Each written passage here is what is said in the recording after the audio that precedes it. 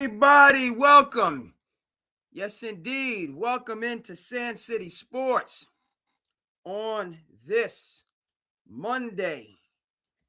Got to go around, make sure everything is where it needs to be. Let's get ourselves in order. All right. What are you looking at here? Yes.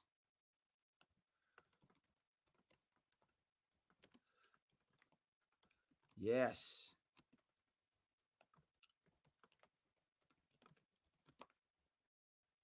The Facebook going on. Outstanding. IG is looking good. Let's move over. Okay, all right. This is over here. Wonderful.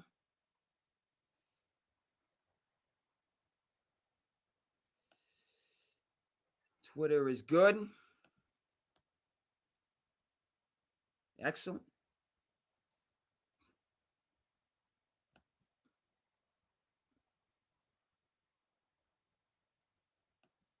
Get my channel right.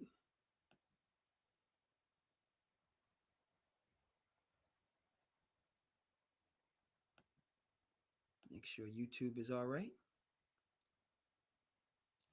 YouTube is good. Got to move over. And last but not least, Twitch.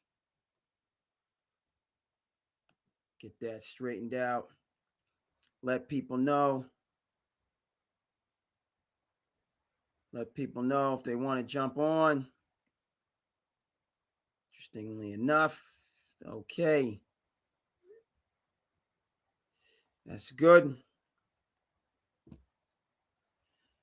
And we are a go for launch. Yes, sir. Welcome. Sand City Sports on this Monday. Yes. Hey, lot to get to. It is, as was alluded to, every day of the week we have a theme. So it's a You Can't Hurt Me Monday here on Sand City Sports. Have to get into the knowledge and the wisdom that Mr. David Goggins brings forth. You Can't Hurt Me, of course, his autobiography. So we will get into that. Haven't been on in a couple days, but Monday, You Can't Hurt Me. Mondays, we got Tyler Durden. Tuesdays, we got Herbie Derby. That is my grandfather, Herbie Derby. Wednesdays, and just talking about his impact on my life. And then just also, that's really just about family and how family has impacted. So that's Wednesdays. Goodwill Hunting Thursdays. Shout out to Matt Damon, Ben Affleck. Goodwill Hunting Thursdays. Forget About It Fridays. My appreciation for Italian culture, Italian cinema. Saturdays, uncertain about Saturdays. And then we got Sanctified Sundays. Sanctified Sundays, just being thankful for all those things. And there's certainly more than a few. But it's a You Can't Hurt Me Monday. So we're gonna start right there. But of course, you saw the thriller last night in Pittsburgh. We shall discuss that ball game, the NFL playoff picture writ large. We have some trades in the NBA that they're talking about. Mr. Trae Young might be on his merry way, and I like some of the destinations that I'm hearing. I also have my own ideas about Trae. Should some of the leading possible destinations fall through? Mr. Jaylen Brown showed out Celtics resurgence. So a lot to get to. But again, we just start from the basics. Hope everybody out there had a good Monday. Just I myself kind of getting back in the swing of things. It's a busy time. It's a beautiful time. But at the same time, I must make room for my passion project, for the things that I enjoy and the things that I'm trying to improve upon, and just my little bit of creativity, my little contribute there. This is a Christmas present right here Go New York, go New York, go, yes, sir. So had to get out. Christmas Day, that let me know. I'm rocking with the New York Knicks. I'm staying with the team that did not decide to stay with my favorite coach, an elite coach, one Mr. Tom Thibodeau. But what I saw on Christmas Day, it just, it's there, and it's a situation, you want to do the Mark Jackson and Steve Kerr thing, and okay, fine. But of course, it doesn't make Mark Jackson any lesser of a coach and take away his contribution to the Golden State Warriors and the dynasty that was, not is, was, right? He was there for the genesis. Okay, and so he is a part of the dynasty very much so. So should the New York Knicks break through, as I'm hoping they do, and win the first championship in 50 years, love the fact, my New York Knicks right here. Go New York. We ain't hanging no play-in trophy. We ain't hanging no play-in banners. You better stop that talk. Be no play-in banners hung from my New York Knicks. You better get out of here with that. Unacceptable. Okay, but when finally Knicks break through and get that championship, first since 1973, of course, then a banner shall be hung. But really like what I saw on Christmas Day. So that's, hey, I'm getting back. Even though right now the Knicks are on a little bit of a slide, lost a number of games in a row in the new look Eastern Conference.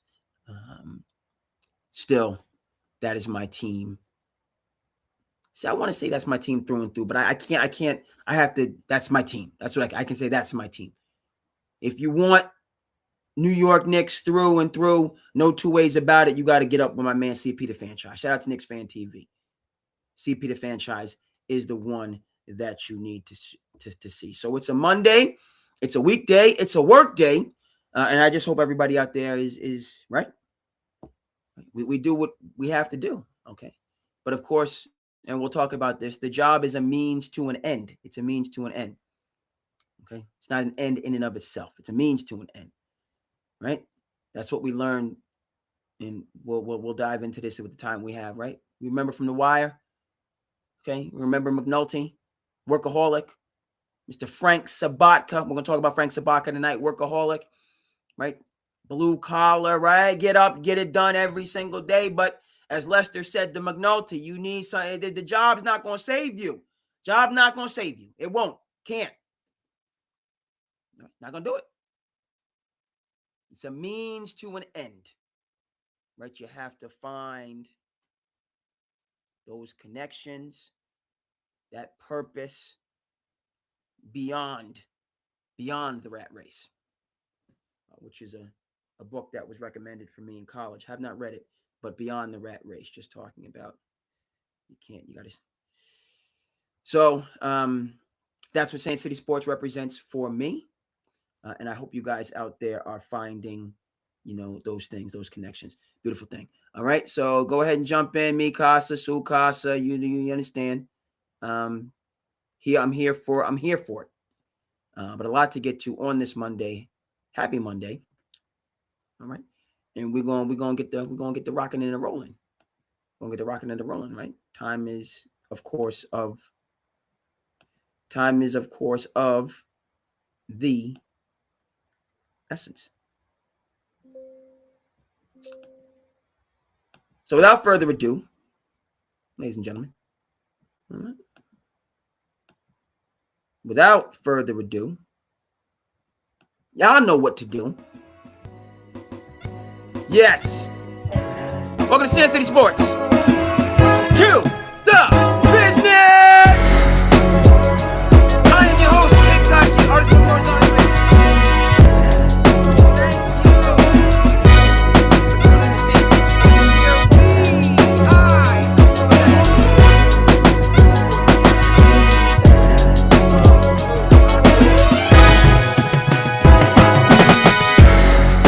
and you run it. We don't just play the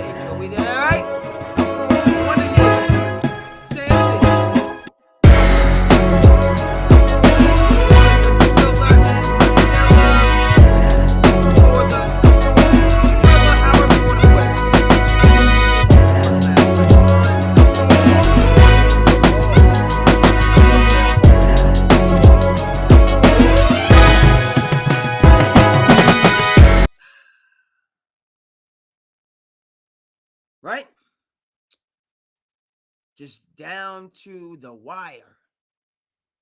And then the coaching carousel also in the NFL. Coaching carousel just God, 1 year, no, they just it's you get all your money, but that not for long. Not for long. They mean I mean, goodness gracious.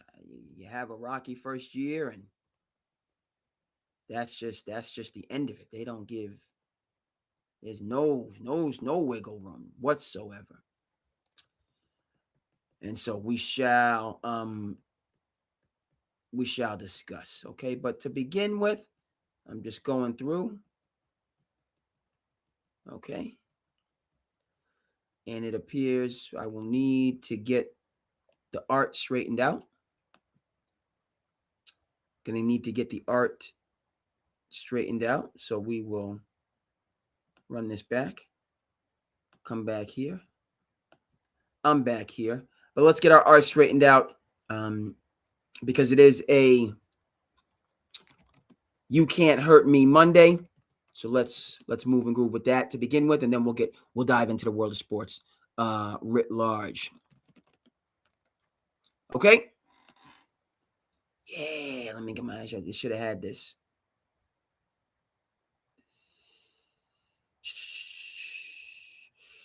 Okay, so let's.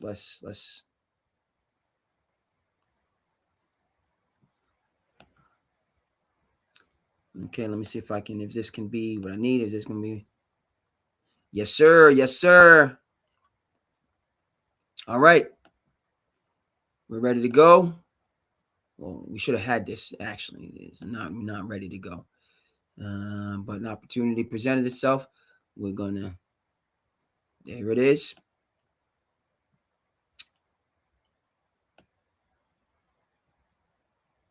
All right, and let's dive into, folks. Let's go ahead and dive into. So You Can't Hurt Me Monday. Shout out to David Goggins. Have as I said, I'm about a fifth, maybe even a quarter of the way through his book on Audible. Shout out to Audible. Shout out to Amazon. Dominating, taking over.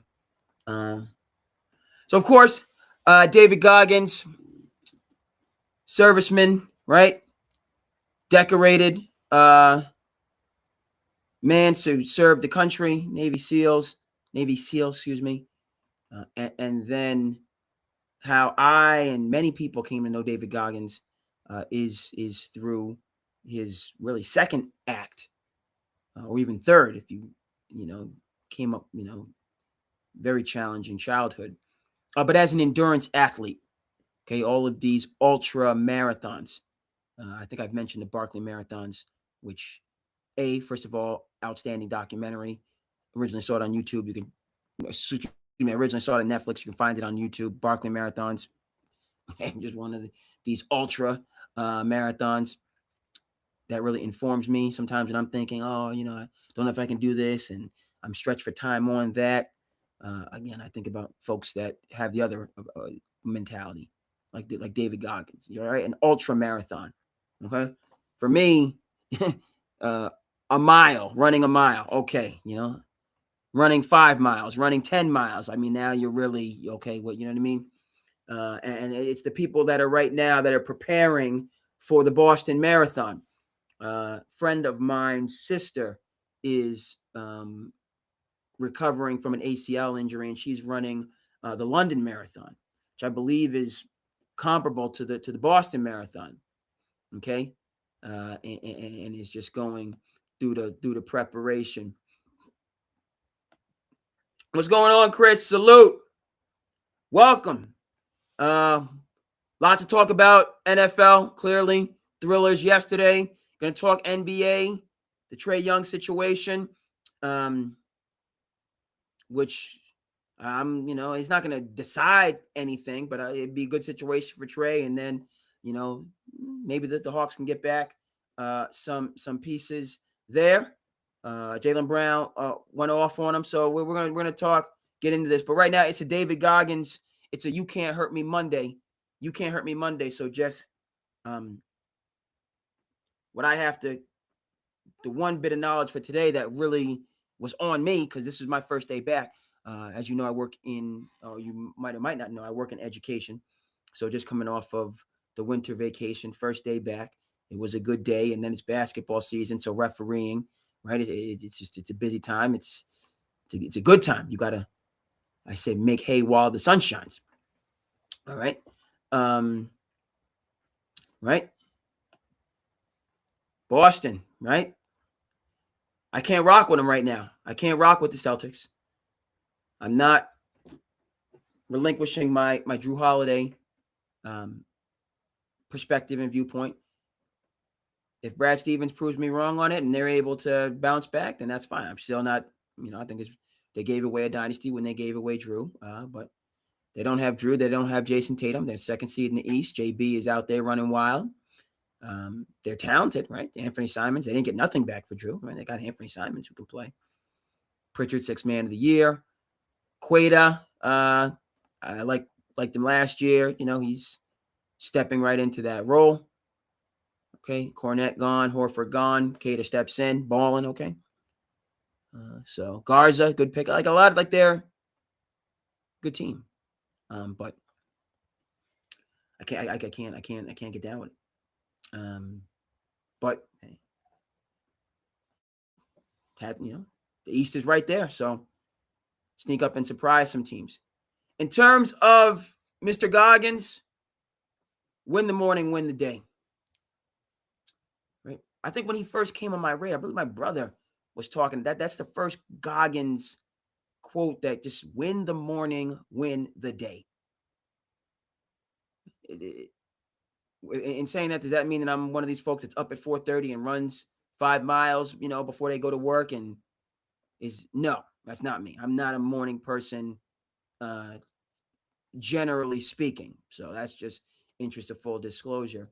But win the morning, win the day. That's why I'm doing this. I'm able to get in here and do my passion project right now, because I was able to get up and get out, and his first day back. So hey, on the move, right? So I got up with that mentality. Did I, and it was, I'm dragging, and I'm sure, right? Tuesdays are generally speaking, toughest days of the week for whatever reason. Like I don't know. It's just like that adjustment. Like Monday, you just kind of have to do it. But then like Tuesday, I think it's like the weekend. It's like a delayed hit. Tuesdays are my toughest days. Wednesday, okay. And obviously Thursday, you're almost there. Friday, all right, you're done. Heading into the weekend. But Tuesdays are the that's the tricky day for me. But if you can, right, just again, not a morning person. Right? And I think they're different folks. Like sometimes, right, people plan it out and they're in bed at 8:30, 9 o'clock. So that, so they're up at 4:35. And like, so their schedule works in a way to shift towards the morning. I generally work at night. But either or, if you can just, I act like I'm him.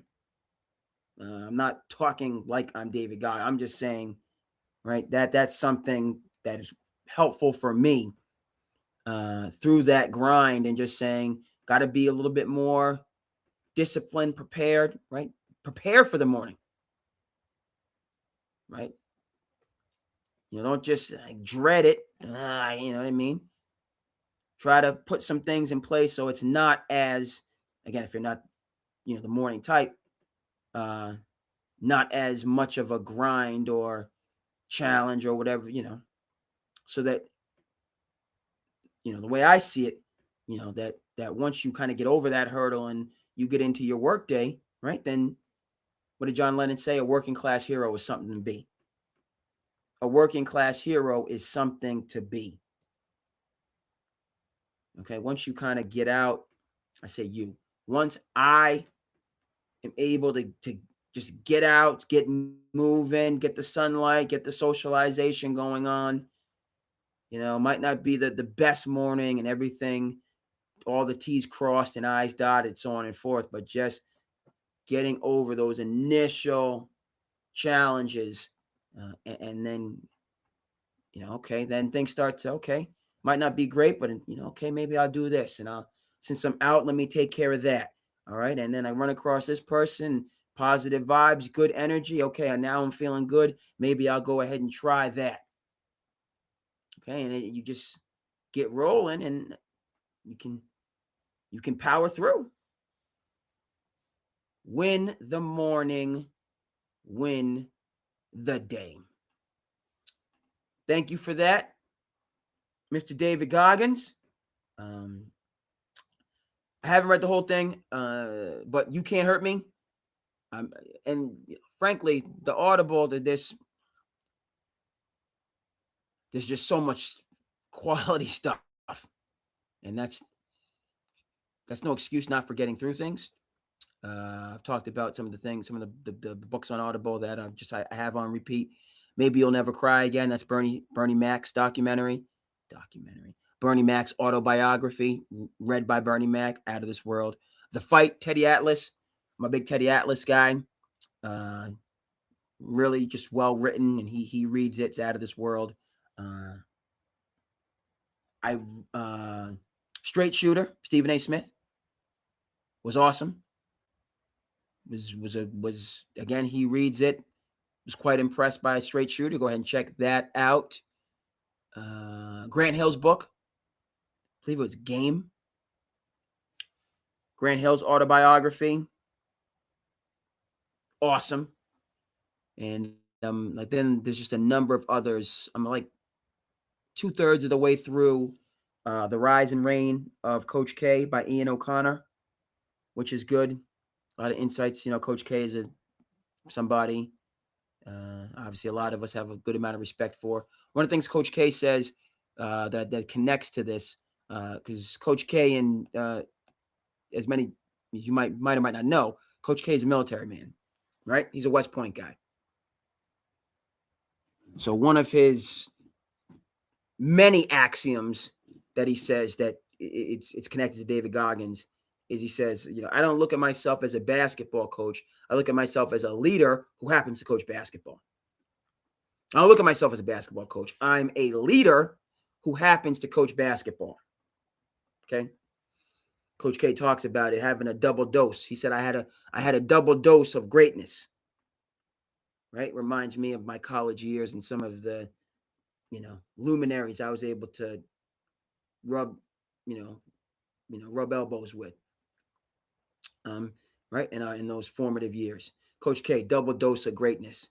He says, went to the best leadership academy, in his view, in the world, West Point. And then, of course, who did Coach K play for in college? Right? Played for the late, great Bobby Knight. Okay. That's how he got to West Point.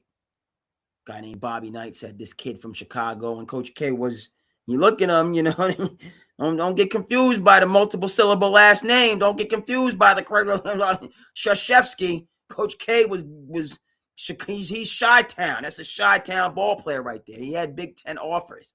Coach K was a Division I Power 5 point guard. Yes, that guy on the sideline with the funny, funky last name could hoop. He could hoop. And we'll get into this because David Goggins is up, and I'm talking to you about Coach K. That's just what it has to be. Again, it's a You Can't Hurt Me Monday. But David Goggins, Coach K was he was a hooper. He was like, I'm trying to hoop, man. I'm trying to win this natty over here. Go to one of these Big Ten schools. Like, it wasn't Indiana. I think it was like Wisconsin and maybe Illinois. He had some offers though. And next thing you know, this guy Knight comes over to the house, and he's recruiting him to go to this school, West Point, to play basketball. And he's like, I ain't never heard no West Point. I ain't seen no West Point on television. What you talking about? I ain't going to no West Point. I'm a hooper, man. It make no sense to me. Coach K's parents, first generation Polish immigrants.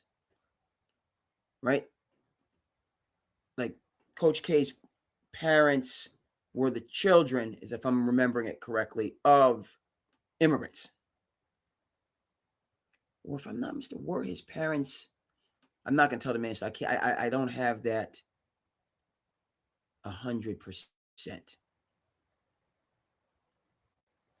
If the parents moved here, or if the parents, I believe the parents were first generation.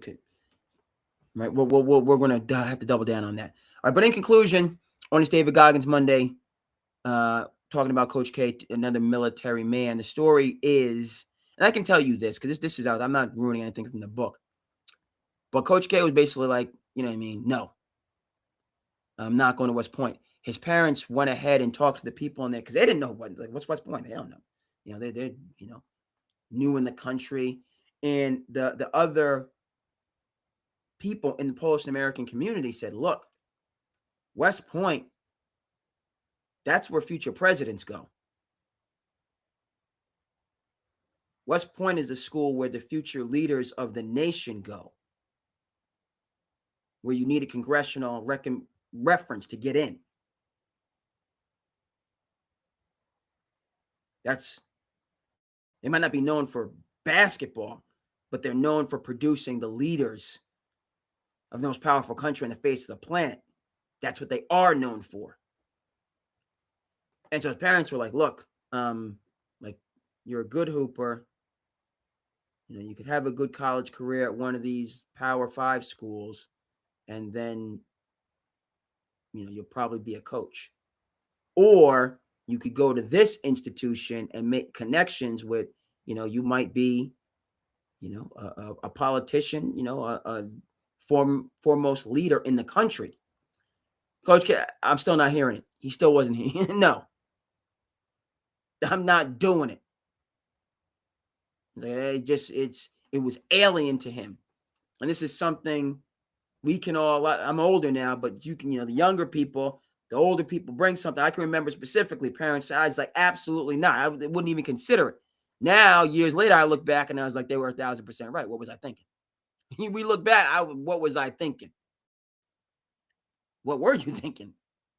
You were young and full of fire, spitting vinegar, taking on the world. One of the quotes, it's a shame that youth is wasted on the young. It's tough.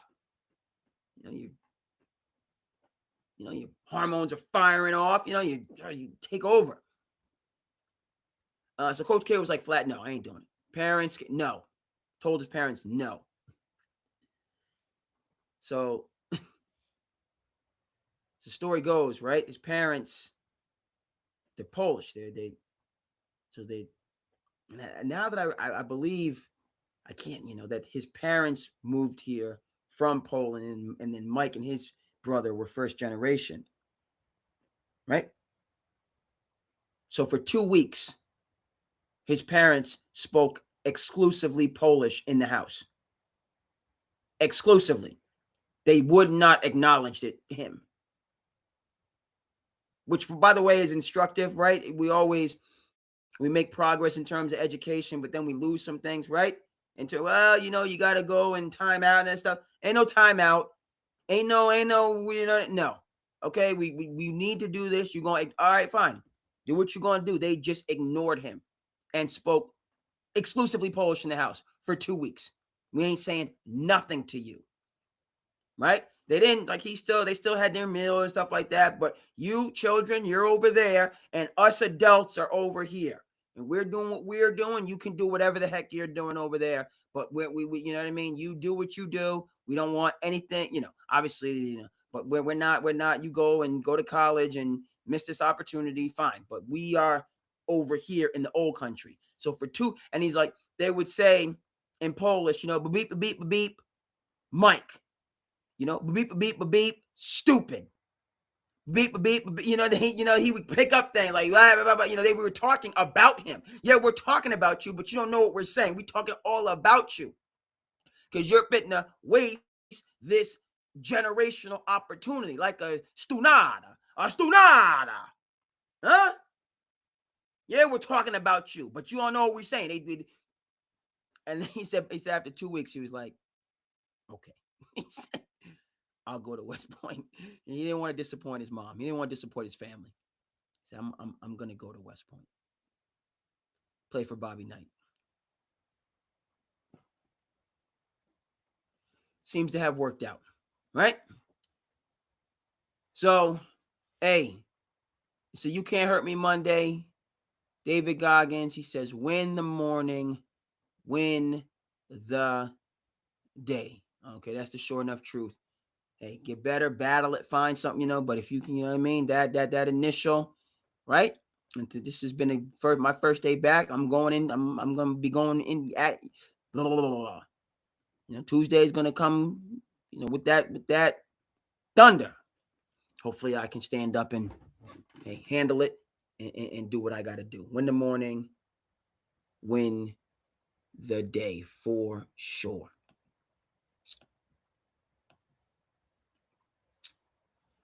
Okay, folks. NFL.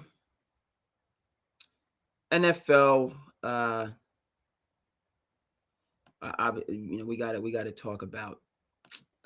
We got to talk about the Ravens. Got to talk about the Ravens game.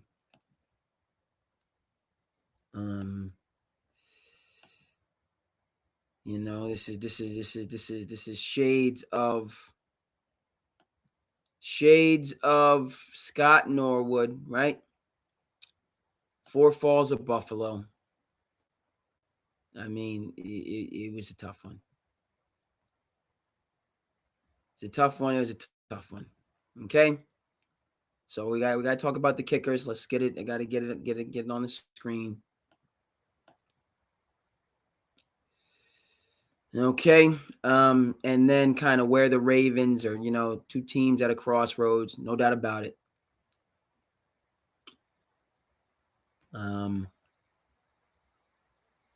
Heck of a ball game, doggone it.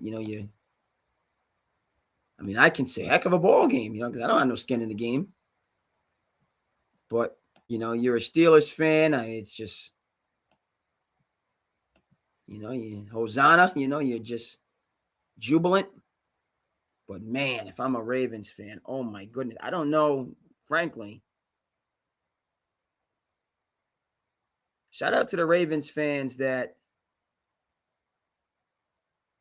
got up and went to work today and just, goodness.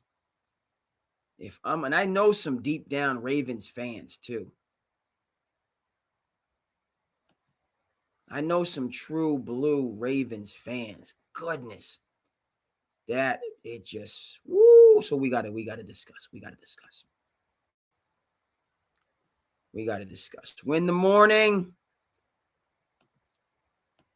Win the day.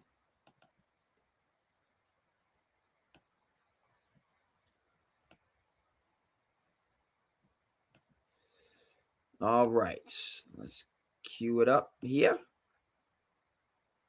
Getting a little bit better. I have to turn it off. Cue it up.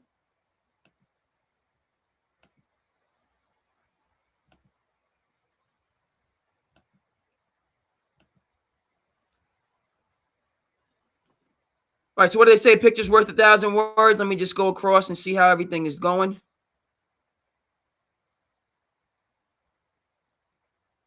I have no idea what happened. This.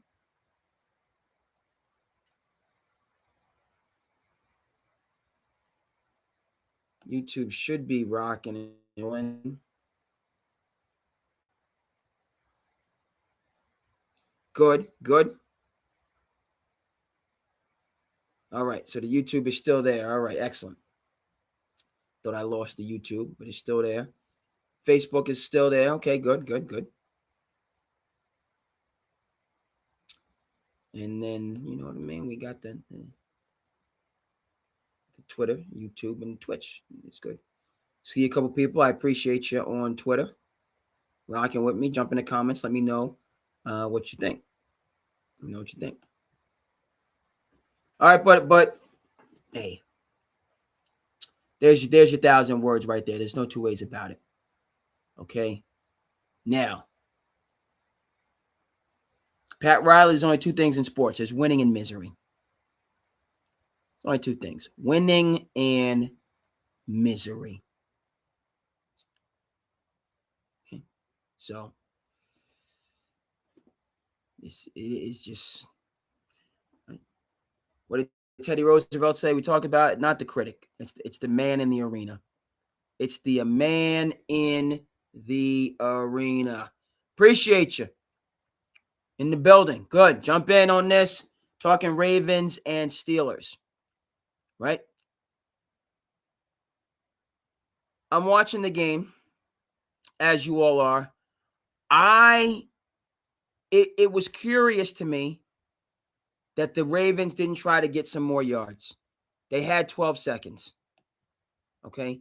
And at least one more timeout. At the time, I say, hey, that's right. Play it conservative. You don't want to put yourself in jeopardy, and, got to be conservative because it could be an interception, so on and forth. But then this happened. Here comes second guessing. Okay? When it happened, I said, I was on the conservative side. Am I flip-flopping? You doggone right I'm flip-flopping. And here's the reason. You're talking about playing it conservative. This is what, we don't play, hey, we congratulate. I'm borrowing this. A number of folks have said this. Okay? It was on the Odd Couple, Odd Couple getting down for their DJ crown tonight. But Calvin was saying Ravens had 2 timeouts. So they left. The game ended. They still had a timeout. Okay? I know at least they had the timeout with 2 seconds to go for the game. Okay? And I get the whole thing. We don't want to put things in harm's way. We don't know, so on and forth. And yes, this has not been a great year for the Ravens. That's why they're in a situation in the first place, because they've been their own worst enemy, right? And this hasn't been Lamar Jackson MVP, right? He's not the same Lamar. We know this. But he put you in that position in the first place, along with Lively. So he put you in that position. Lamar put you in the position to win the doggone game. Yes, 4th and 7. Perfect ball for Lively. Lamar threw some perfect ball for Zay Flowers. Aaron Rodgers was missing yesterday. Talking under his breath. No. You just missing. People is open. You're missing. He was in prime A-Rod mode. Yeah, body language, looking at this person. And then he balled out and he had some crazy throws as well. But he missed a couple. But Lamar, 4th quarter down the stretch, was just diming people. To the point to put, young guy here. Okay. Mr. Loop. Put him in a position to seal the deal, right? Lamar put you there. Now, talked about, the conservatism and we don't know, but okay, fine. But what you do know is Lamar Jackson is your quarterback. Why don't you at least try to get a little bit closer? This is what I'm borrowing from Odd Couple, Rob Parker. Also, Uncle Shannon, Nightcap, was saying this. He the first, obviously, because little Nightcap, was on it immediately with the takes. And of course, Shannon did win a championship. Did get him that 3rd chip on his way to the Hall of Fame with the Ravens. Okay, he got some skin in the game. Yeah, he's Team Broncos, right? All Bronco, but he got that late chip with the Ravens. By the way, go ahead and check out the interview with Uncle Shannon and John Elway. Haven't seen the whole thing, but I've seen the clips, and I just know it's bananas. Okay? No, it's bananas. Club Shay is still going strong, through, right? He's going through, still going through the go-through. Still going through the go-through. But Club Shay was and remains top-notch. Okay. A Nightcap, different than Club Shay. Came after Club Shay. Still doing a really good job. Okay, but I wasn't, because I'm not going to, if it's a basketball thing, I'm going to come through and let you know. When we talk about Trey, I got to talk about Trey. We're going to talk about Trey, but I'm going to give you my takes on Trey. I got some things to say, but that's coming from my tradition, the basketball tradition, so I'm going to let you know. Football, I feel strongly about it, but I'm not going to die head, because that's not my tradition. So I want to, you know what I mean? I went to a great hockey game over the weekend. Saw some things that was just kind of looking strange. I don't know, it looked kind of weird to me, but I went ahead, let me ask my hockey people what they think. And they kind of co-signed that, yeah, that was kind of strange. That was a little bit of, okay, so now I can, but I didn't really know. It just looked a little suspicious to me. But at first, I'm saying 12 seconds, like, you could get some more here. I understand conservative, it's cold, but you could get some more. Right? It could be a fun, if it's in butts or candy nuts, anything could happen. But bottom line, and you didn't put the ball in the hands. You treated Lamar like he was a rookie quarterback, young quarterback. He hasn't been the same Lamar, we know this, but he was cooking. He was cooking. You took the ball out of the hot man's hands. He was cooking. They were hot. What is the harm now? If it's not there, just throw it away and you're back where you were. Lamar could see something, or he could and you had a timeout. You didn't have to rush back to the ball to kill it. If somebody got tackled in the back, boom, timeout.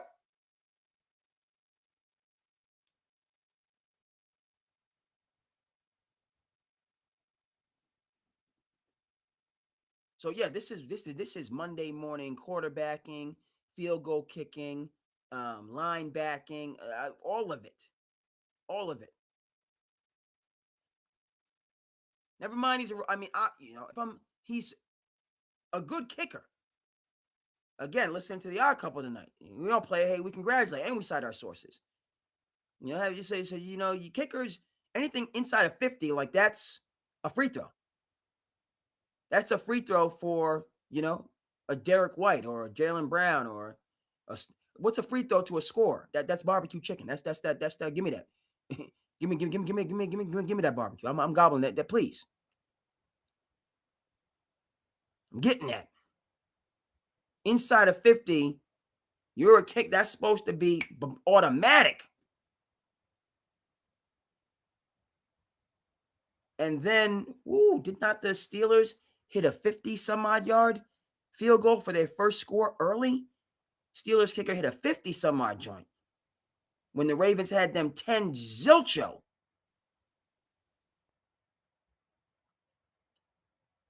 So that's where, And the other thing that kind of, because the Steelers kicker, he missed the extra point bad. That wasn't like, it was just bad. It was going, I'm like, was the ball affected by the cold? Like, what was going on? These were not close misses. Okay, these were shanks, in the tanks. It's not even really good, but they just shanked it. It didn't even look remotely close. I remember Sebastian Janikowski, it went in top 5. He's such a, but when he might miss it, but all of his kicks almost look like I wanted, what I mean, Ronaldo. Ronaldo, pass it to Rodinho. Rodinho, you know what I mean? Right? That Janikowski, when he kicked the ball, it just looked athletic and fluid.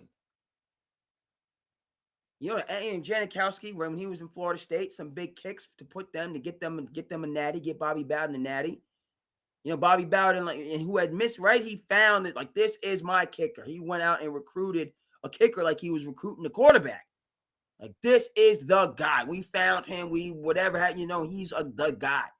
And he comes into the NFL, and he's a good kicker for a number of years. Obviously, we know about good kickers here in the Commonwealth, Vinatieri. That's my point. Like, they kick it, and it just looks, even if they miss, it just looks close, or like this dude knows how to kick a football. Neither one of them looked like they knew how to kick a football. Right? Like that, both of those. the extra point and the field goal. Like, it was like, no. Like, it wasn't like it was just like, no. It's like you're not like leaning, like, it just got up. And that's where, woo. Because frankly, let's keep it a buck. Hey, you know what I mean? I was, this weekend it was a good vacation, but I was dragging a little bit this week. I was dragging, if I'm gonna keep it 100 with you. I don't know what it is. I'm coming back. Hey, shout out to my people. I got my Knicks gear. You know what I mean? My Arizona people keeping me flavorful, keeping me fresh over here. And I was like, man, am I just reacting? Because I was out in that good Arizona sun, 75, 80 degrees. Just that it was like summer out there. I'm just walking around, man. Even though I gotta watch it, I'm eating my little Starburst gummies. My little snackaroodies.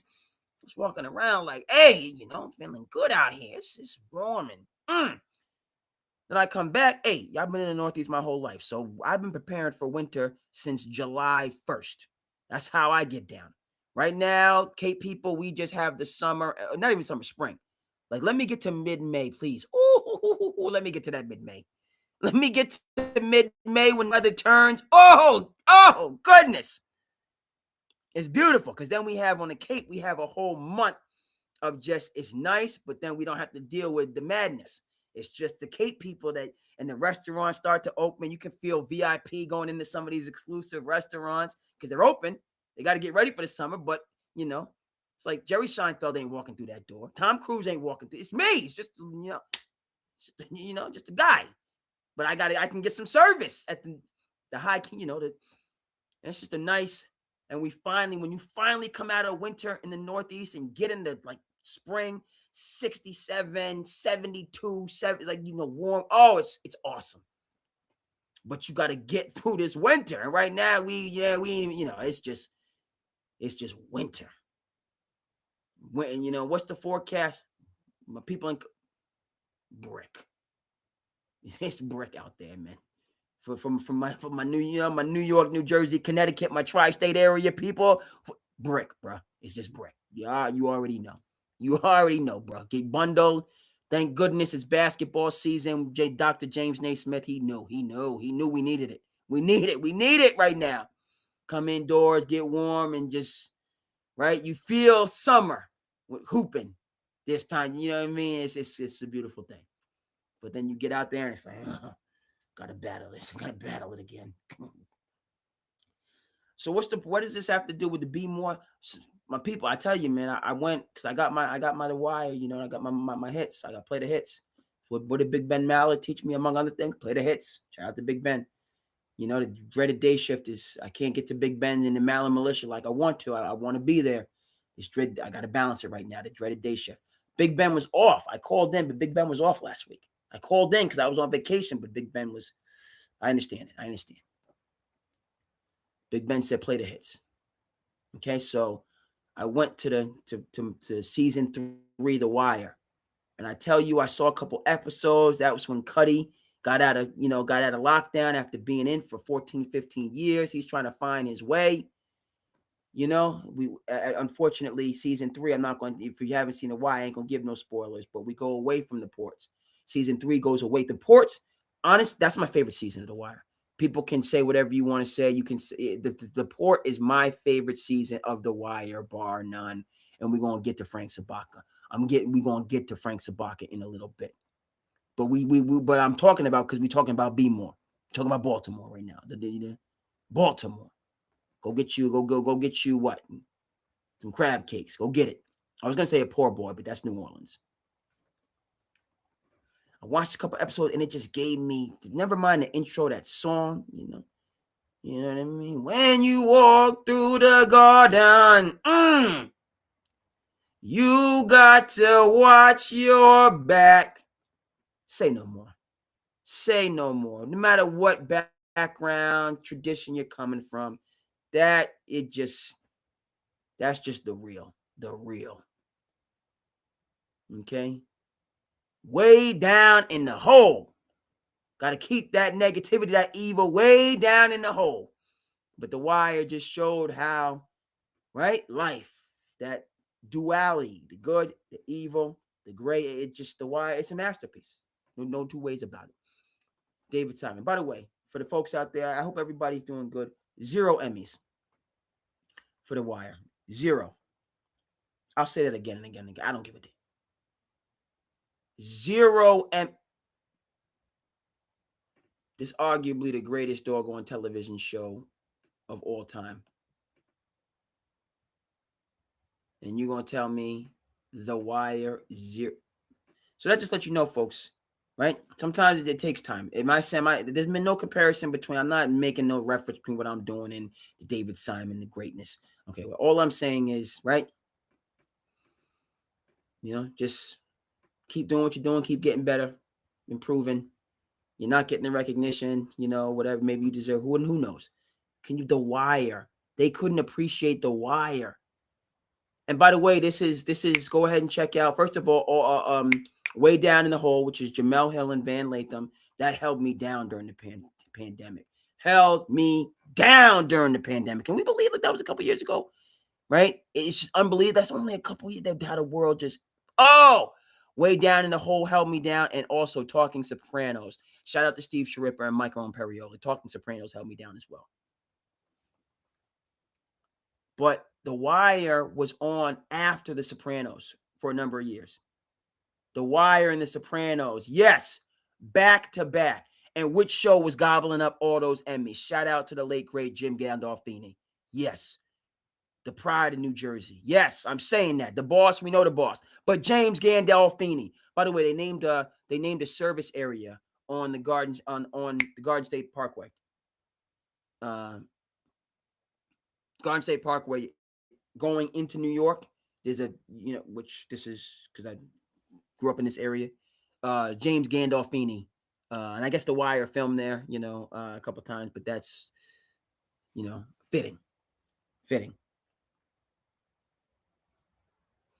The Wire, The Sopranos was just gobbling up Emmys. Rightfully so. James Gandolfini, David Chase, the whole cast. They're awesome. This is arguably the top 2 television shows of all time. I know we're looking at but you know what I mean, of all time. Right? And the one is gobbling up Emmys and the other silence. Can you buzz? Silence for The Wire. All right, we're gonna shift gears. We're gonna dive into The Wire, frankly, because I've been talking to him, but while this is on the screen, folks, jump in if you need to. Bottom line, end of story is this, Sean. My heart goes out to the Ravens Nation. Ravens, that's winning in misery, bruh. If that had happened to the New York Knicks, never mind last year when my man Tibbs, son. Like, we get up. I can't say that I would miss work because obviously you just got, that's kind of, you got to be there. You got to get up but I would, it's going to take some time. It's going to take some time. It's going to take some time to get over this. Oh yeah. Time, period. That's just heartbreaking. And it was just a great game. Both team back and forth, but Steelers people, man, it's like one kicker saved another kicker. Because imagine if he had made that. We forgot Mr. Boswell. We forgot Boswell from this team. He missed too. He missed a PAT. If he had made that, what? For Boswell? Oh my goodness. We're looking at this man, but if he made it, what's on the kicker? You missed a PAT that sent us home? Like, it's a rookie. It's 44 yards, even though it's supposed to be automatic. But imagine if he does what he's supposed to do and they lose based on you can't make a PAT. Never mind the NFL doing the right thing and pushing the extra point back because it was a fact. It was a non-play, making it more competitive. But it's still an extra point. It still should be a chip shot, a free throw. You got to make those. He missed badly. Ugly. And then if Mr. Loop over here does what he's supposed to do, oh my goodness. I mean, you got to head to Cancun now. You got to head to Cancun now. By the way, shout out to the two Escobars. Yeah. We should be having shout out to the 2 Escobars, 30 for 30 gold, right? The story of this is in the World Cup, Colombia, guy had an own goal, mistakenly, didn't mean to do it, and lost, right? 2 Escobars. It's 30 for 30 gold. 30 for 30 mostly. They, you know what I mean? They're not missing. You know this. But that's what we're talking about. Loop is getting it, but it would have been Boswell had it just, man. Nothing you can do, right? Everyone, and now Harbaugh, you should have got him closer. He could have missed a 30-yarder. They both had the heebie-jeebies. They had the heebie-jeebies. The heebie-jeebies. They did. And hey, you can't feel bad because they right. Talk about it. They about that life. You about that kicker life. You know what I mean? This is what you do. You know that it's gonna come down to you. You gotta make the kick. You're a golfer, you gotta make the putt. And you're built for that. I'm built different. I'm built what I don't know.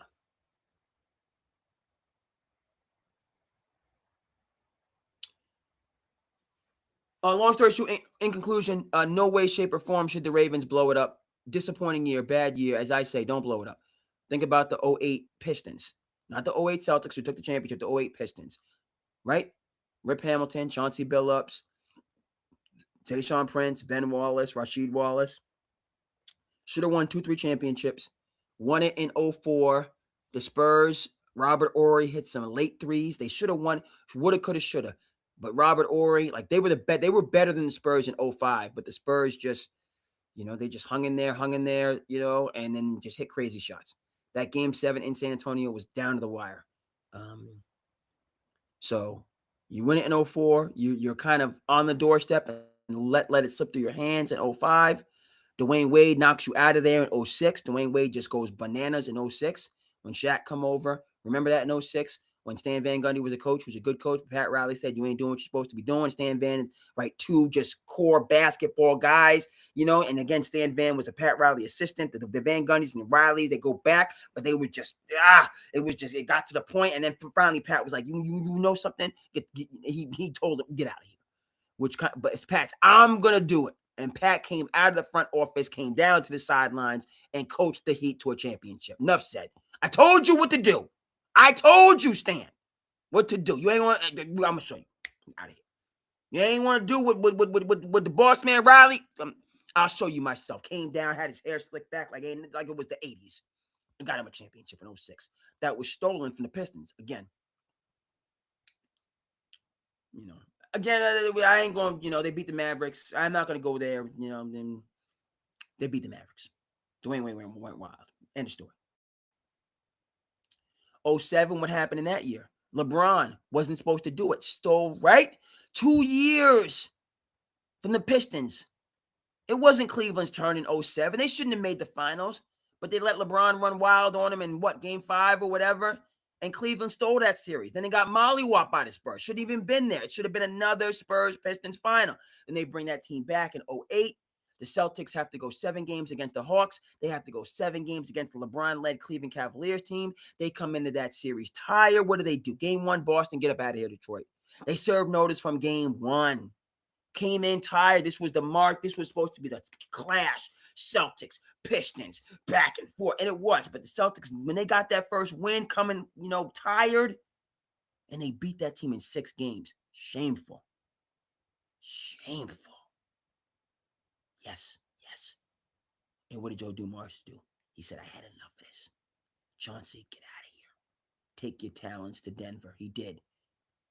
He took his talents to Denver and put them in the Western Conference Finals. The only time Melo made the Western Conference Finals, when Chauncey was his point guard. Yes. Brought Allen Iverson in, just done. They're done. Right? And frankly, Joe Dumars, right? If we think about it,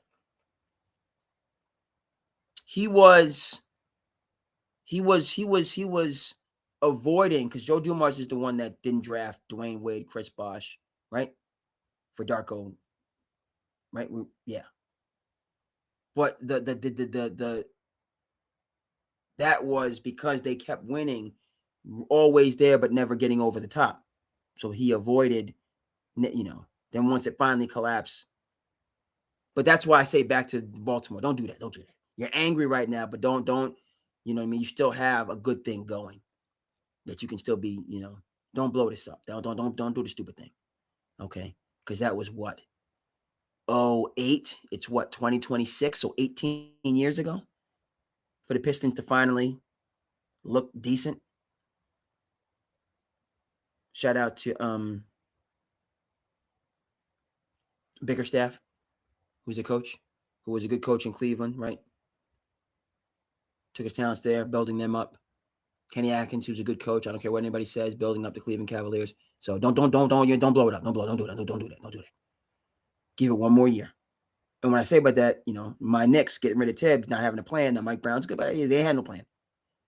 All right, this is a year because you go out with what you have, but you behind the scenes, Harbaugh, you're my guy, but you're looking for that next. You're looking for the Sean McVay. You're looking for the Sirianni. You're looking for the Ben Johnson. You're looking for that, that up and coming coach. Okay, the Marcus Freeman, young man at Notre Dame, right? You're looking for that up and coming coach in this year, and if it's another, it's just not worked. Okay, now we got the heir apparent, Harbaugh. Thank you so much, and then you go. That's just me. And again, I'm a basketball guy, but I stand on that. Period. Coming from, I gave you a basketball example. Detroit. So, but it's tough right now. It's tough right now. Okay, so we're gonna, and I know it's getting a little bit. My people on the IG and the Facebook. Yep, rocking with me. I appreciate you. It's a weekday. It's a work day. It's my passion project. This is when I have the time to do what I do. I got to do it. It is what it is. I know different people, have your schedules. I respect that. While also respecting myself and my schedule, which is busy. It's beautiful. You know what I mean? And I don't think you don't really need to, you have to do your art. You have to do your creativity. You have to do what you're passionate about. So I don't think there's any two ways about that. Why I say that while being respectful of folks, you might not be able to tune in. I get it.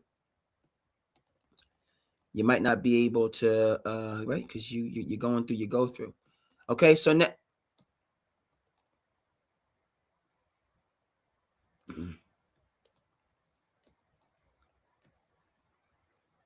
Yeah.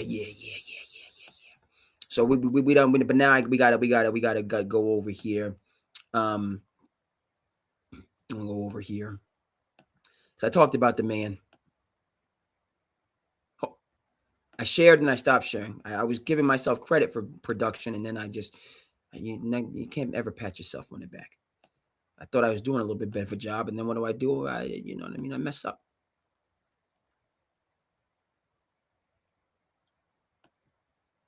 Okay. Yeah, there's the man right there. Right? Tale of Two Cities, right? Working class hero here. Frank Sabatka. And then that dude over there. The enemy of the working man. And all his regalia, all his stripes, all his authority. Okay? Low down. Okay? Working class hero. I don't know if I can say on this program how I feel about Mr. Valchek. Honestly. Somebody that uses authority in this way. Right? And there's certainly those type of people out there in the world. So again, another part of the masterpiece, giving you the real.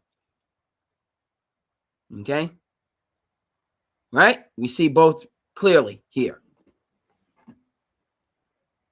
All right, and Frank, yeah, he was doing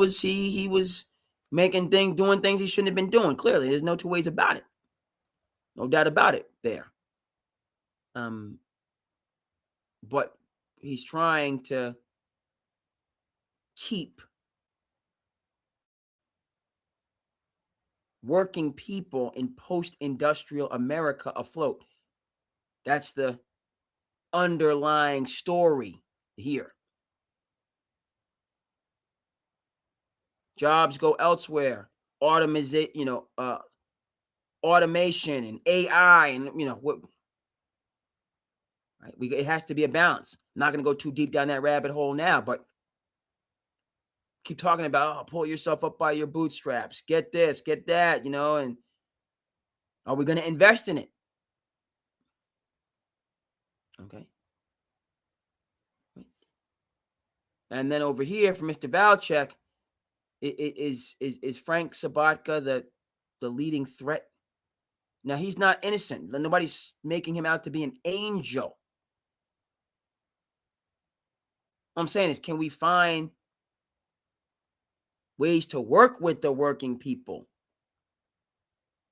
or just give them piecemeal statements and pleasantries, right? And that's beyond Valchek, frankly. Valchek he's only a cop, and he's, a cop that could be policing in a different way to keep the community safe.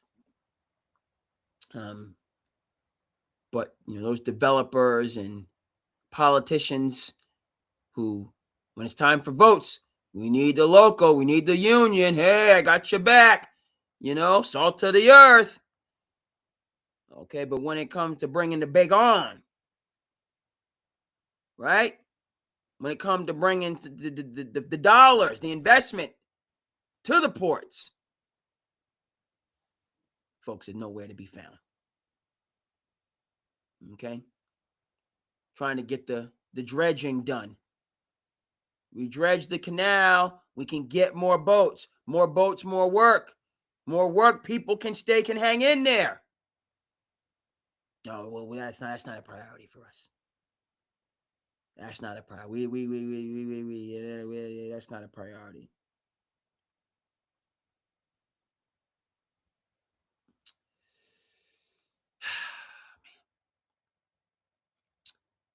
Season 2, The Wire, is my favorite. Telling a different story, the same story, but from a different lens, for sure. Yeah, David Simon, he ain't pulling no punches, right?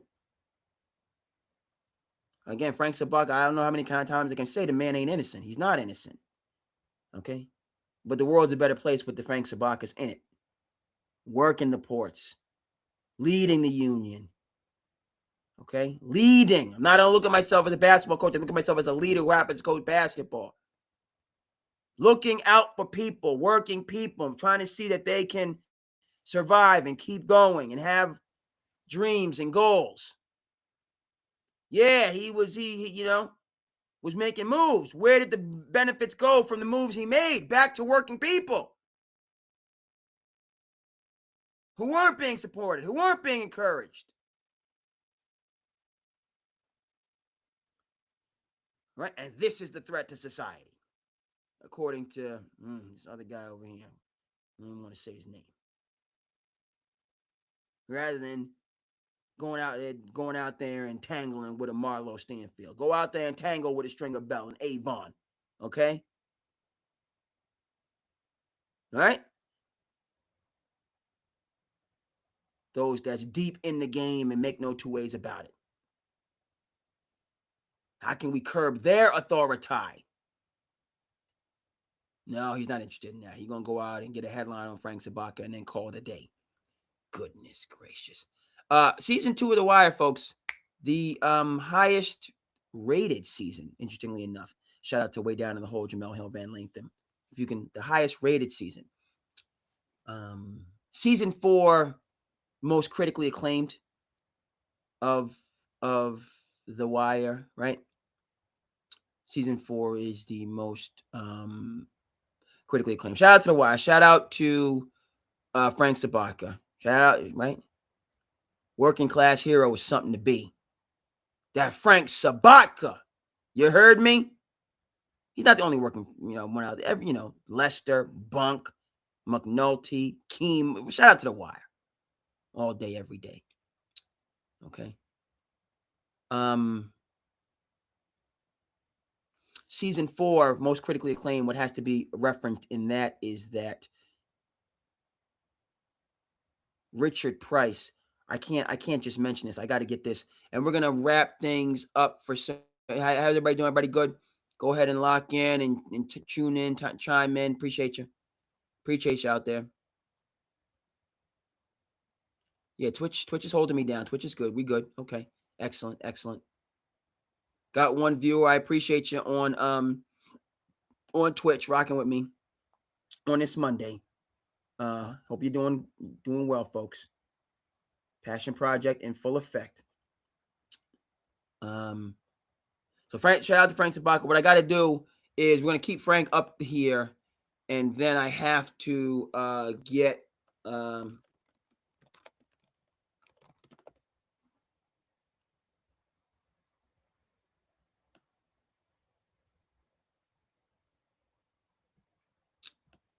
I got to get it for you on the screen.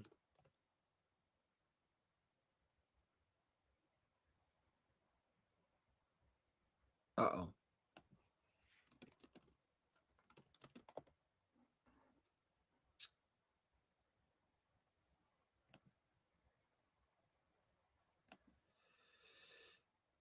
Got to get it for you on the screen right quick. Yes, sir. They're not playing around. Got to make this connection. Then we're going to shift some gears. I'm gonna shift gears and go in another direction. But shout out to Wise, shout out to season 2, shout out to Frank Sabatka. This other one over here, okay, shall remain nameless because I can't rock with him. He just disgusts me. He just disgusts me. There's no two ways about it. But as I said, season 2 highest rated, and of course none of them received the recognition from the awards that they deserved. None of them at all. Okay. The most critically acclaimed season of The Wire, for all the Wire folks out there, you may have guessed, most critically acclaimed season is going to be season 4 when we looked at the schools, which is just unbelievable. And who was this man, right? Might seem familiar. Remember him from season 2. Had a role in the right. So, but guys, that's Richard Price. Okay.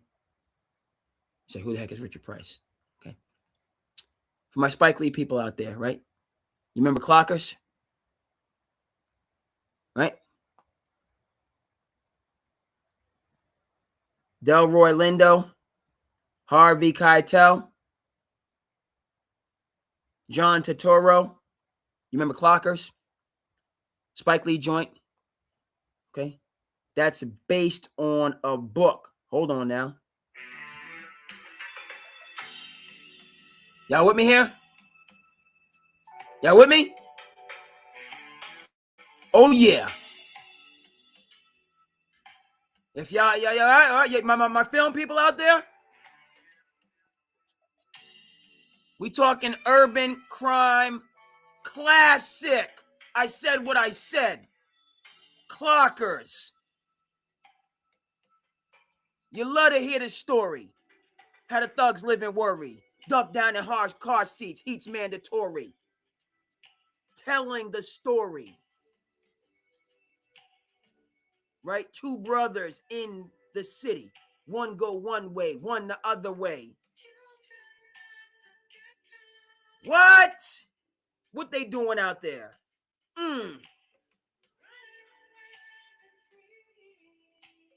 Running wild and free. In a concrete jungle.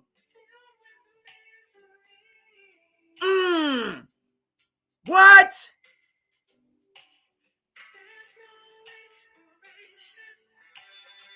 Classic Spike Lee right here. No inspiration to brighten up their day. What are we doing here? Out of desperation. What are we saying here? Get it. Get it.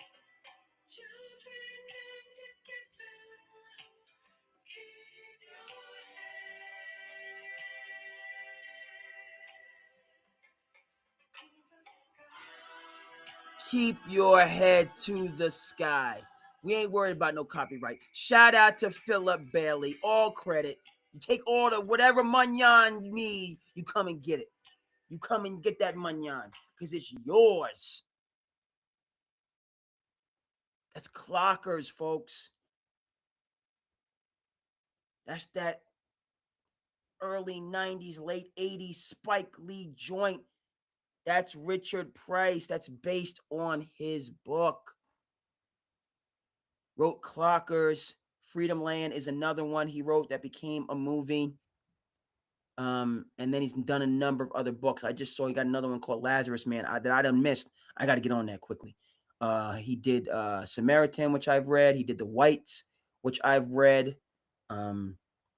So Richard Price came on to The Wire season 4 as a writer for the schools. Most critically acclaimed season. Many people argue the best season. I rock with all 5. I mean, season 2 is my favorite personally. Season 4 is just sometimes it's too real when it give you, right? Because season 4 tells you, right? Everyone talk about Avon and Marlo and Omar. Season 4 tells you where they come from. They don't just come from nowhere. They don't just come from nowhere, right? There's systemic things. And everybody has a choice. It's nature and nurture. But there's certain systemic things that push people in certain directions or the other. Certain systemic things. And that's what season 4 addresses. It's powerful. It's heart-wrenching. All right. Richard Price, writer. And again, for the people out there, just, doing your thing. No Emmys. I rest my case.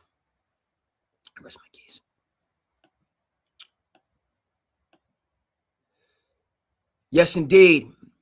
Okay. How's everybody out there doing? Television, everybody's good? All right, so we're gonna end it right there for the people on IG. Okay, appreciate you rocking with Sand City. Much love. Yes, indeed. The Facebook fam, how y'all doing out there? I appreciate those that stop by to holler and to enjoy. Let me know how you feel. Okay, we're gonna end it here. Much love. Peace, as they say, with a little bit of chicken grease.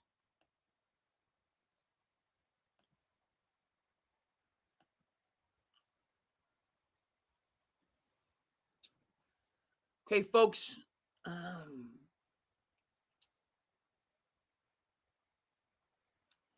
Okay, let's talk. In conclusion, we're gonna rock for a bit longer. The Trae Young situation. Let's talk Trae. Okay. Did a couple things for you. I mean, we can talk The Wire, The Sopranos. There's when I'm seeing Lazarus Man, Richard Price, his new one is Lazarus Man. I can't. And this is, I'm thinking to myself, I can't do Richard Price on Audible. That's against my principles. I can't listen to a Richard Price book on Audible. I can do other books, but I can't do Richard Price because that's my man. Right? I picked up Clockers in a bookstore when I was in college trying to find a job here on the Cape. Couldn't find no work because all the work had been gobbled up by the seasonal workers, right? Because in college you get out like mid-May, so you're coming, all the jobs have been gobbled up. So I'm looking here, I'm looking there. I go into a bookstore. That'd be a nice job for me. I like to read.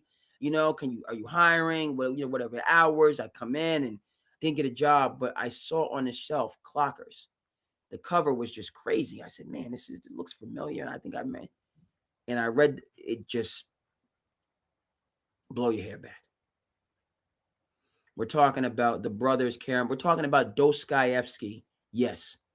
Style. For people that's about Crime and Punishment. For people that's about the brothers Karamazov. It's powerful stuff. So no, I cannot. Lazarus Man, I got to get on that, but I refuse to do it on Audible. I refuse to do Lazarus Man, Richard Price on Audible. I can't do it. I'm going to have to get back. Stop making excuses, schedule, whatever. I don't want to hear it. I got to make time to sit down and read this book. Right? What did I learn from J Mac? What did J Mac teach? Right?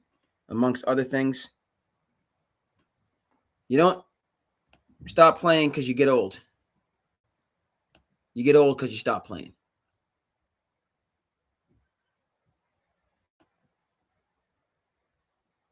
You don't stop playing because you get old. You get old because you stop playing.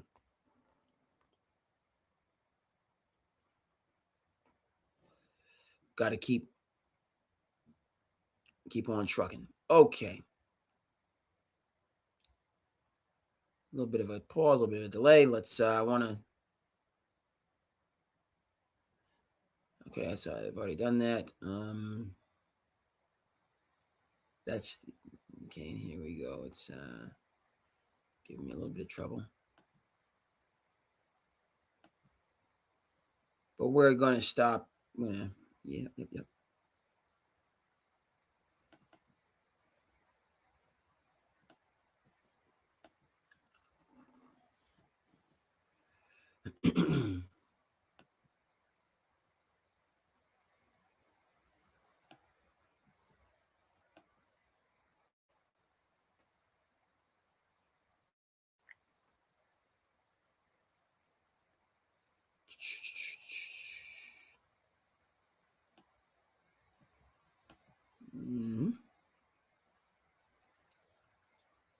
Take a second to get that on the screen.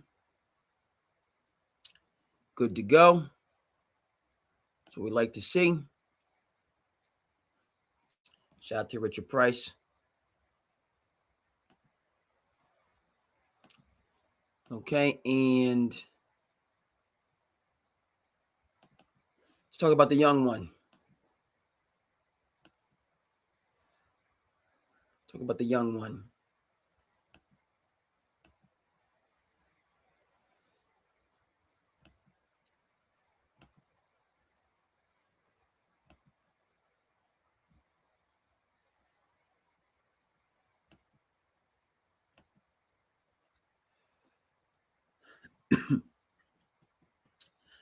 Okay, the reports that I'm hearing is Trae to Washington. CJ McConnell expiring contract. That makes a lot of sense to me. Okay. Trae to Washington is like Michael Porter Jr. to Brooklyn. Okay. That's him saying, I'm not concerned about winning in general or winning championships. I just want to cook. Right? This is Kobe in 05.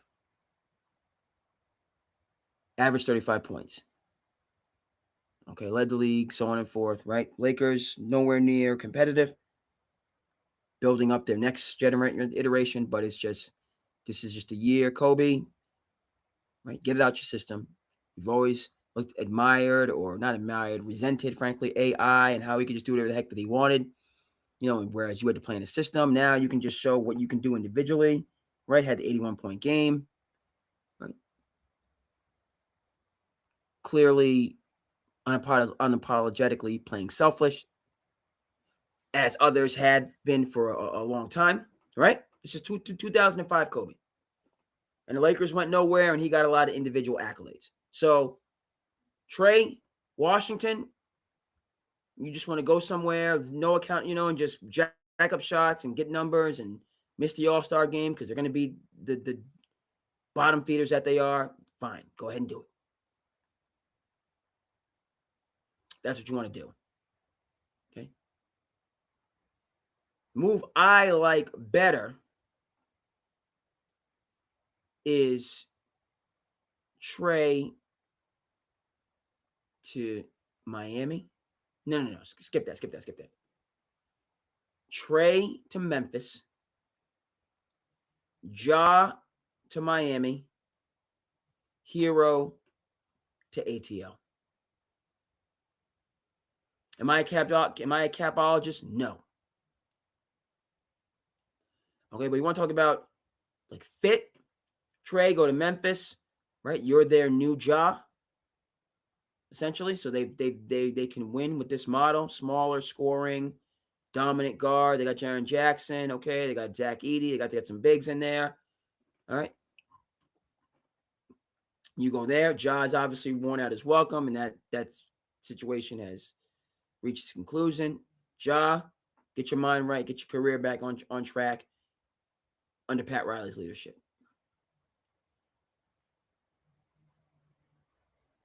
Is Ja a Pat Riley guy? No. Not a Pat Riley guy. But,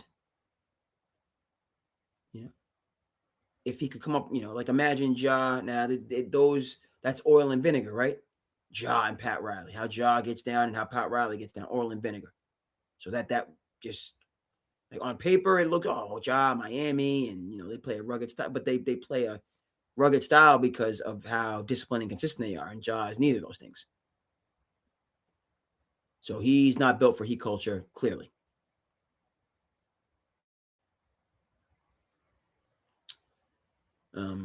But in best of all possible worlds, right? And then Hero going to the ATL, put Hero in a Quinn Snyder system, cooking. Absolutely cooking. And then Hero coming to Quinn Snyder, having been in, like built, what everyone say about Tyler Hero, he's built different. Being a Miami guy, they're built different. They just are. So there's no, right? That's right. The angst that I have in terms of how my coach, Tom Thibodeau, was jettisoned from the New York Knicks in terms of, but what was built up? We had La Cosa Nova, and I didn't want to give up Ragu. I'm still angry about having to give up Ragu to go to Minnesota. Now maybe there's such, Ragu. I'm talking about Dante DiVincenzo. He wanted to start. Well, guess what? They brought in Mikal Bridges, so he wasn't going to be starting. Wasn't going to be starting. Right, the lineup is, but I thought we could have kept La Cosa Nova if DiVincenzo would have been happy coming off the bench, which, and I like Tyler Kolek, and I'm not a huge Deuce McBride guy, but even still, it should be Ragu in the role that Jordan Clarkson is now. It didn't happen, fine.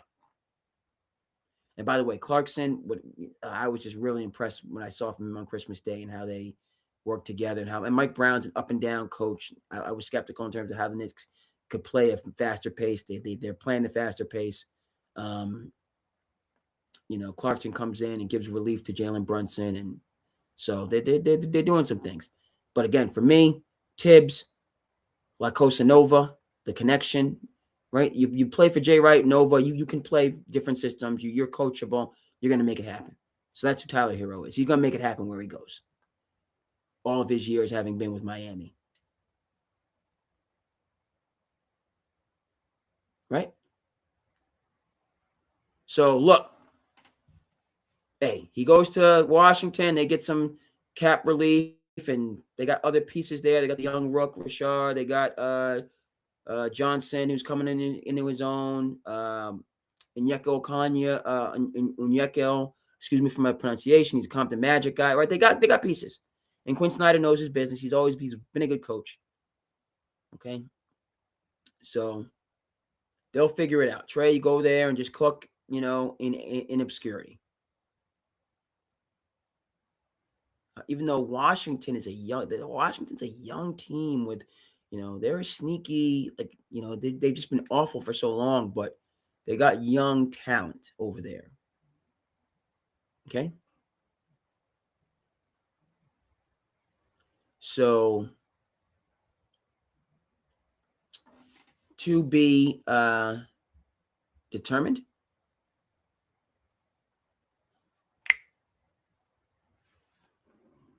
I like the fact that it's amicable. Okay. And let's, we gotta, we're coming down the home stretch here, but we got to do Slice of Life. It wouldn't be Slant City if we didn't conclude with Slice of Life on this Monday check-in. You know what I mean? So let's see where we are.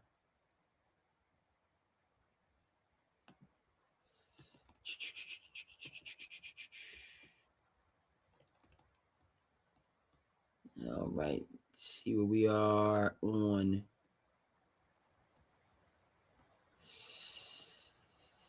Our slice of life.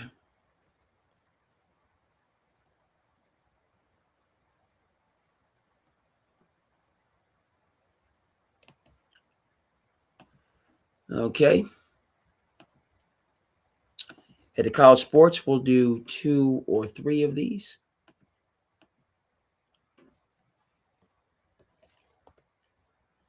And keeps it moving as we come to the conclusion tonight. Let's get it going. Let's get it going.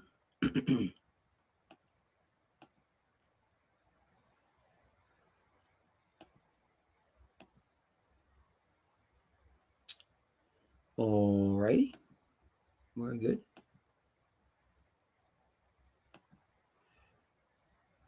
Lego. Duke having the #1 recruiting class shows that the NIL does not affect Duke. Can you name me one player who's supposed to go to Duke and some other school came and outpriced them? No. AJ Debonsa and Tyron Stokes are not Duke players. Without the NIL, AJ Debonsa was probably going to go to a school like Kansas. That's his game, like a Big 12 type game. Tyron Stokes, his game is a Pac-12 game in UCLA, Oregon.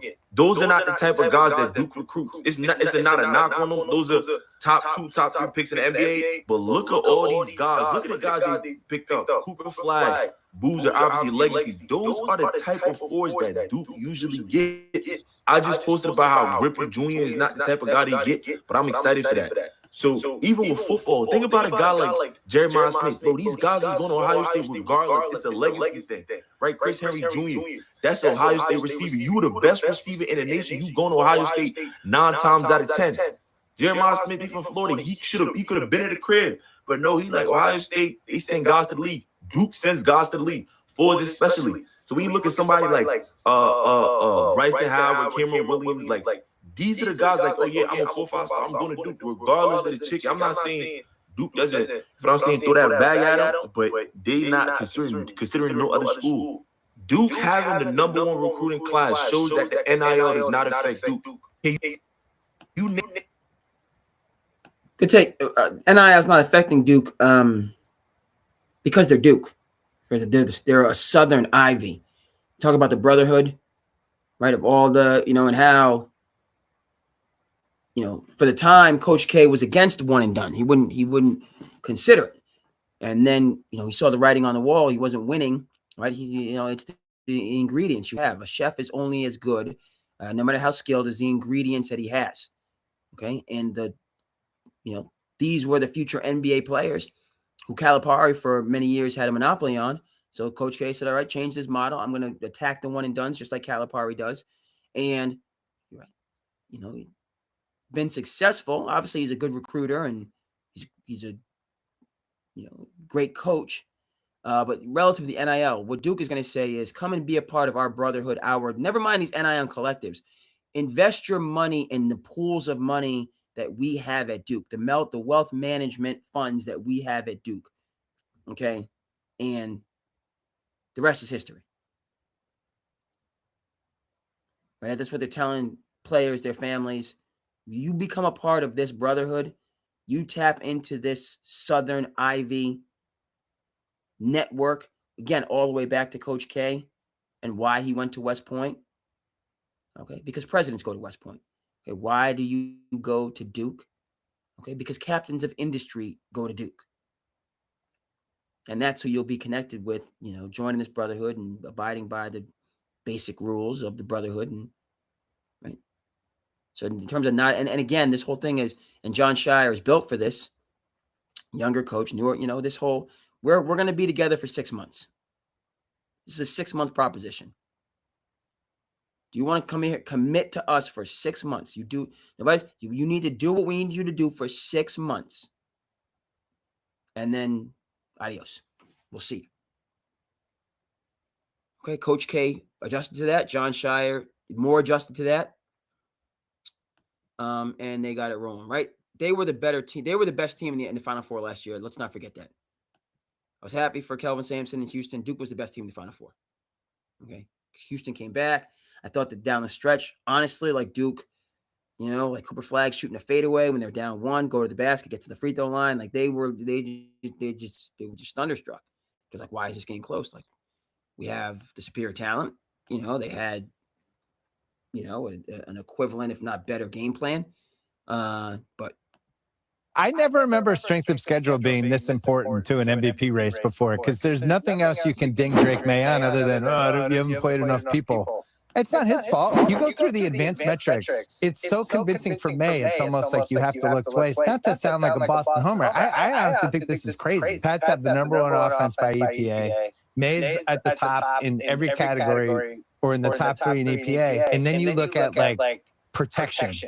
And the Rams are top 3. The Pats' offensive line's like 26. May's had to scramble like on 10% of his plays. Stafford's had to scramble like on 2%. Like May's running for his life in a lot of these games. He's threading the needle on these long bombs. He's had 12 of the greatest throws I've seen in the history of the Patriots this season. And Matthew Stafford has Puka Nacua, the best receiver in the league, who catches 5-yard passes and runs for 60. He's Devontae Adams for most of the season. He's a much better offensive line who plays indoors. He's Sean McVay. But the bigger thing to me that I can't believe isn't part of this, the Rams are a fucking 6 seed. The MVP always comes from the 1 seed or the 2 seed. We've kind of established that. So if the Pats are a 2 seed and Stafford's a 6 seed, then what are we arguing about? His schedule was tougher and he threw for more passing touchdowns because he's Puka Nacua on his team?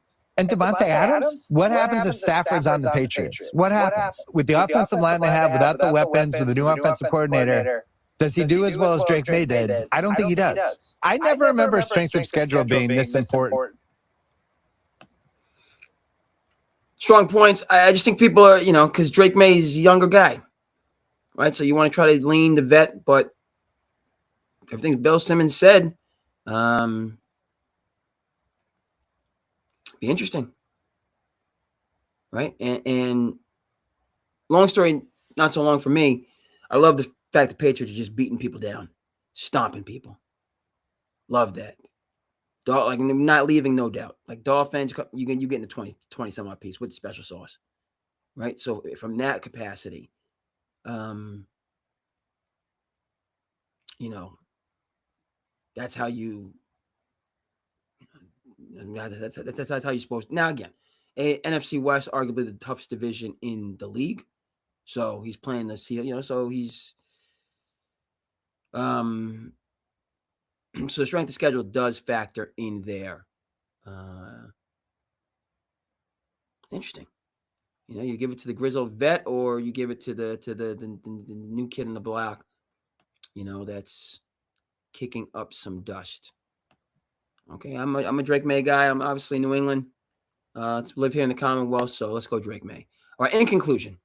When I watch Cignetti's team, it's like Saban without the yelling. Like he just sits on that sideline. He's almost a mad scientist. He's always got a scowl. I think Cignetti's teams are so tight. This team is coached almost professionally at Indiana. To me, 2 things always stand out for physical football teams. Do your defensive backs hit? Theirs do. And can you run the ball in any situation? They can. And obviously their quarterback factors into the run game as well because he can take off at any moment. But they had the offensive linemen in the Big Ten of the year. When you think, who has the best offensive lineman in the Big Ten? What do you think? Iowa, Michigan, Oregon's had a ton of offensive linemen. No, it's the Indiana left tackle. And you know what's funny is I start texting around. I'm like, is this guy a blue chip, high round pick? They're like, well, we don't know if he's going to come out, but he's probably going to be a guard. It's not like he's doing this with a guy that's going to go number 6.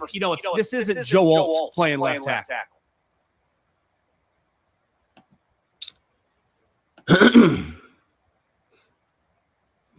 Hold on. When I watch Cignetti. Shout out to Cignetti. Yeah, this Cinderella story, it just unabashedly, unashamedly on the bandwagon. Right? I'm not an Indiana guy, but just can Indiana win a national championship? That'd just be a cool thing, right? Relinquish the SEC stranglehold and literally see that the wealth being spread. Okay. Just speaking of beatdowns, 38-3, Bama, where he formerly coached. Said, pretty simple. I win. Google me.